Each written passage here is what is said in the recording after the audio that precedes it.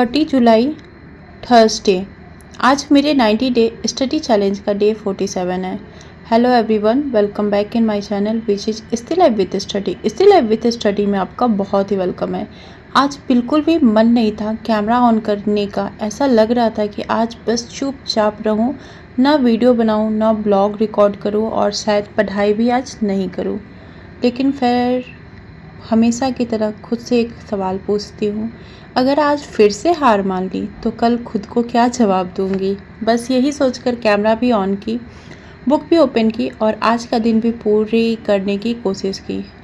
Mood इसलिए थोड़ा सा ऑफ है या फिर डिमोटिवेट मैं इसलिए हूँ कि मैं अपना सब्जेक्ट जो मेरा जूलॉजी है ना, लेना नहीं चाह रही थी, कभी भी नहीं लेना चाहती थी। दोस्तों के कारण मैंने जूलॉजी लिया था, नहीं तो मैं शुरू में ही मन बनाई थी। जब मैं 12th में थी तो मैं उस टाइम डिसीजन मेरा यही था कि मुझे बॉटनी लेना है। बट मैं लोगों की बातों में ना बहुत जल्दी आ जाती हूँ। कभी कभी होता है ना कि कुछ डिसीजन आप लेते हो और बाद में आपको रिग्रेट होता है, तो शायद मेरा रिग्रेट वही था। मैं वही सोच रही थी कि किस्मत ने मुझे मौका दिया था सब्जेक्ट चेंज करने का, बहुत बार मौका दिया था। मेरा जूलॉजी में ना हो भी नहीं रहा था। जब मैंने बीएड कर लिया था और एमएससी में जब मैं एडमिशन ली थी तो फर्स्ट वाली लिस्ट में मेरा नाम ही नहीं आया था।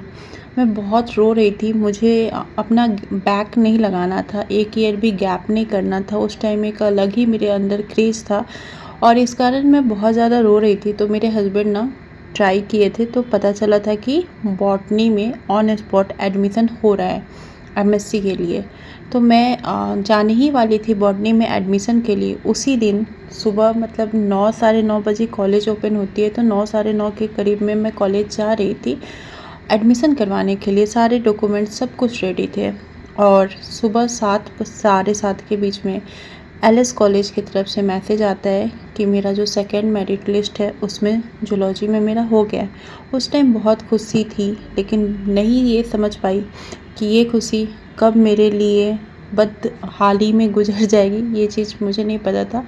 जूलॉजी कोई बेकार सब्जेक्ट नहीं है, बस यही प्रॉब्लम है कि इसमें वैकेंसी उतनी आती नहीं है, सीट उतनी आती नहीं है और बहुत ज़्यादा रस है। पहले इस चीज़ का आइडिया नहीं था, तो गलती होती है, शायद मेरे से भी हो गई। और इंटरेस्ट भी नहीं था। मेरा इंटरेस्ट थोड़ा सा पहले बॉटनी में था, जब मैं बायोलॉजी 11th 12th में और कर रही थी तो मेरा थोड़ा सा इंटरेस्ट बॉटनी में था।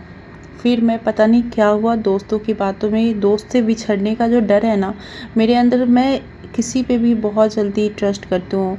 तो बिछड़ने के डर से मैं सोची क्या कि चलो जूलॉजी ले लेती हूँ। यही सब है।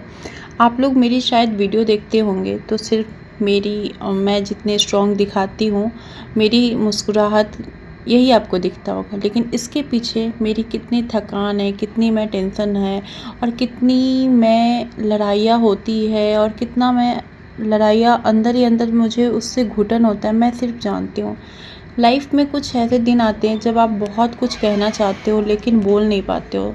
आँखों में आंसू होते हैं लेकिन रो नहीं पाते, दिल में दर्द होता है लेकिन किसी को बता नहीं पाते और फिर सब कुछ अंदर ही अंदर दबाकर फिर से मुस्कुराना पड़ता है। आज मैं बिल्कुल वैसा ही फील कर रही थी। कई बार लगता है क्या सच में सब कुछ मैनेज कर पाऊँगी, सबको लेकर के बाबू, वीडियो, यूट्यूब और अपने सपनों का बोझ, ये सबको लेकर के मैं चल पाऊँगी या नहीं।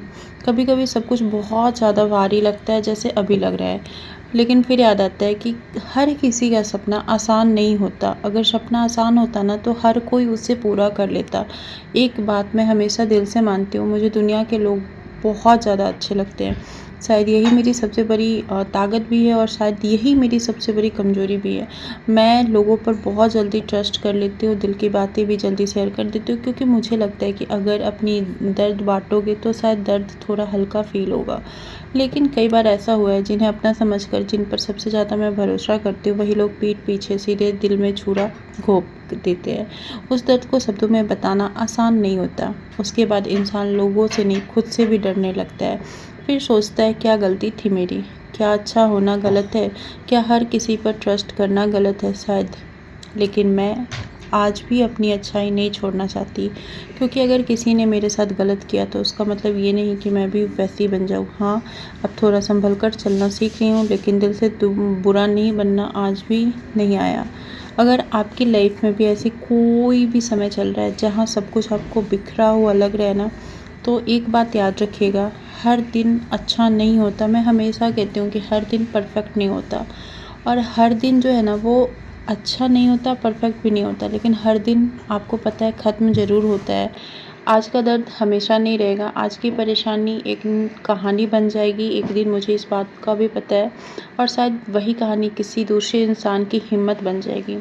मैं भी नहीं जानती कि मेरी मंजिल कितनी दूर है, मेरा रिजल्ट होगा कि नहीं होगा, मेरी मेहनत कब रंग लाएगी, लेकिन इतना जानती हूँ कि अगर आज मैं रुक गई तो मेरी कहानी यहीं ख़त्म हो जाएगी। तो यही था, अब मिलूँगी नेक्स्ट स्टडी स्लॉट में, तब तक के लिए tata bye bye, take care.